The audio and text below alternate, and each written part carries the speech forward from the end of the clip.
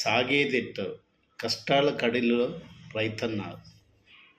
ఇట్లయితే సాగేదెట్ట చెయ్యి చాచి అడిగిన గత సర్కారు మా గోడు పట్టించుకోలేదు.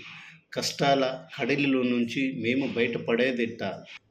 ఏ రైతు నోట వినేది ఇదే ఆవేదన. కేంద్ర రాష్ట్ర ప్రభుత్వాల ఆలోచన విధానాలే రైతుల కష్టాలను కారణమవుతున్నాయి. అవి తీసుకున్న నిర్ణయాలే అన్నదాతలకు ఉరితాళ్లుగా మారుతున్నాయి. చివరకు తాము పండించిన పంట ఎంతకు అమ్ముకోవాలో తెలియని పరిస్థితుల్లో రైతులు ఉన్నారంటే అర్థం చేసుకోవచ్చు. విత్తనం విత్తే నాటి నుంచి పంటను అమ్ముకునేదాకా రైతు ఎదుర్కొన్న కష్టాలు, బాధలు వర్ణనాతీతం. కౌలు రైతుల గోస కష్టాలమయం.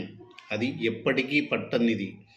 గత పాలకుల నుంచి నేటి పాలకుల వరకు అనుసరించే విధానాల్లో ఎలాంటి మార్పు లేదు.